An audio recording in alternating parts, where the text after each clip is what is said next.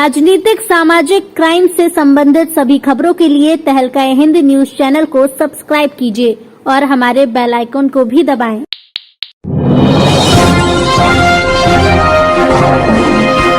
UP के मुरादाबाद जनपद के सपा से सांसद डॉक्टर एस.टी. हसन को आंगनवाड़ी कर्मचारियों द्वारा विभिन्न मांगों को लेकर ज्ञापन सौंपा। मुरादाबाद जनपद में समाजवादी पार्टी के सांसद डॉक्टर एस.टी. हसन के कार्यालय पर पहुंची आंगनवाड़ी कर्मचारियों ने मांगों को लेकर प्रधानमंत्री के नाम ज्ञापन सौंपा। सपा के सांसद से गुहार लगाई। आंगनवाड़ी कर्मचारियों ने मांग की है सरकार को आंगनवाड़ी कर्मचारियों के बारे में सोचना चाहिए। सरकार जिस तरीके से कर्मचारियों को वेतन और पेंशन देती है, इस तरीके से आंगनवाड़ी कर्मचारियों को भी वेतन, फंड, पेंशन देनी चाहिए। मुरादाबाद जनपद के सपा से सांसद डॉक्टर एस.सी. हसन के कार्यालय पर मुरादाबाद जनपद में आंगनवाड़ी कर्मचारी इकट्ठा होकर पहुंची। सपा सांसद एस.टी. हसन से मुलाकात की। सांसद को ज्ञापन प्रधानमंत्री के नाम पर सौंपा। सपा सांसद से आंगनवाड़ी की कर्मचारियों ने मांग की सरकार जिस तरीके से पेंशन, फंड सुविधाएं कर्मचारियों को देती है, उसी तरह आंगनवाड़ी कर्मचारियों को भी सारी सुविधाएं देनी चाहिए। मुरादाबाद जनपद के सपा से सांसद डॉक्टर एस.टी. हसन ने जब ज्ञापन को लेकर जानकारी की तो सपा सांसद द्वारा जानकारी देते हुए बताया, आंगनबाड़ी कर्मचारी सपा सांसद से मिलने पहुंचे थे। अपने अलग अलग मांगों को लेकर प्रधानमंत्री के नाम एक ज्ञापन सौंपा, जिसको सपा के सांसद एस.टी. हसन द्वारा ले लिया गया है। एस.टी. हसन सपा सांसद मुरादाबाद ने पत्रकारों को जानकारी। किन मांगों को लेकर आज आपने सांसद जी को ज्ञापन दिया है?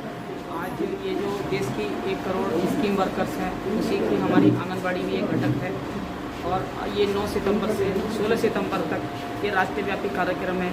माननीय सांसदों के माध्यम से सब लोग हम अपनी मांग उठा रहे हैं, जो कि मांग काफ़ी लंबे समय से चली जा रही है। हमारी सरकारी कर्मचारी की मांग है और रिटायरमेंट के बाद पेंशन की मांग है और फंड वगैरह सब, और तमाम जो मांगे हैं। 7 सूत्रीय मांग पत्र आज हमारा ये है, ये राष्ट्रीय लेवल का है। ये हमने सांसद जी को दिया है, प्रधानमंत्री के नाम है। इन्हीं सब मांगों को लेकर हमारा ये आज का ज्ञापन दिया गया है। दूसरी ये है कि जो हमारी मुडा पांडे की बहनें आई हैं, इनका खाते पे जो पूरी परियोजना के रोक लगी हुई है, सब बहुत परेशान हैं, ना बच्चों की फ़ीस दे पा रही हैं, इनके घर के खर्चे भी नहीं चल रहे। काफ़ी महिलाएं तो ऐसी हैं जिनका इस नौकरी के अलावा दूसरा कोई साधन नहीं है आमदनी का, तो ये लोग भी बहुत परेशान हैं। तो हम 3 बार डीएम साहब से भी मिले इसके लिए कि इनके खातों से रोक हटाई जा, वो रोक नहीं हटाई गई। वो भी हमने मांग पत्र सांसद जी को दिया। सांसद जी द्वारा क्या आश्वासन दिया गया आपको? वो कह रहे हैं कि मैं आज ही लेटर तैयार करवाता हूँ इन दोनों मांगों के लिए। प्रधानमंत्री जी को भी लेटर लिखूंगा और यहाँ के डीएम साहब को भी लिखूंगा, दोनों मांग पत्र के लिए। उन्होंने पूरा आश्वासन दिया है कि और हमें विश्वास है कि हमारे मांग पत्र पर जल्दी कर देंगे। आज आंगनवाड़ियों ने आपको ज्ञापन दिया है, किन किन मांगों को लेकर आज ज्ञापन दिया है? देखिए, ये आंगनवाड़ी हमारे सारी गवर्नमेंट स्कीम्स की रीढ़ की हड्डी हुआ करती है। ये सारी स्कीम्स को कामयाब करने की दिलो जान से कोशिश करते हैं, दिन रात मेहनत करते हैं। चाहे वो बच्चों के पोस्टहार की बात हो या प्रेग्नेंट लेडीज़ की बात हो, और तमाम ही जो आम काम हुआ करते हैं वो आंगनवाड़ियों से लिए जाते हैं। आंगनवाड़ियों की शिकायत है कि इनको परमानेंट नहीं है, ये लोग, इनकी नौकरी परमानेंट नहीं है। रिटायरमेंट के बाद इन्हें कोई भी पेंशन नहीं दी जाती और इनको वो कोई भी सुविधा नहीं दी जाती जो आम गवर्नमेंट कर्मचारियों को दी जाती, जबकि ये उनसे कहीं ज़्यादा काम किया करते हैं। इनके पास शौचालयों की सही से व्यवस्था नहीं है। इनकी डिमांड है कि हमें रिटायरमेंट के बाद या कुछ कम से कम 50,000 की रकम दी जाए और इनका मानदेय बढ़ाया जाए और वो लगभग 2,000 रुपये करा जाए।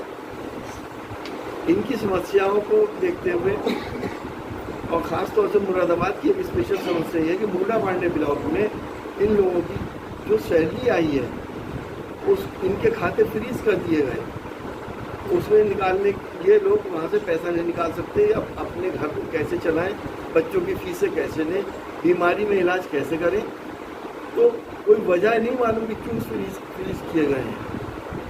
इसके लिए मैं समझता हूँ कि बिल्कुल इनकी जायज़ डिमांड्स हैं और इनकी इन डिमांड्स के लिए मैं प्रधानमंत्री जी को और मुख्यमंत्री जी को भी लेटर लिख रहा हूँ और ख़ास तौर से अपने डीएम साहब को भी लेटर लिख रहा हूँ कि मुडा पांडे के खातों को खोला जाए और ये लोग अपना जायज़ पैसे को वहाँ से निकाल सकें। राजनीतिक सामाजिक क्राइम से संबंधित सभी खबरों के लिए तहलका हिंद न्यूज चैनल को सब्सक्राइब कीजिए और हमारे बेल आइकन को भी दबाएं।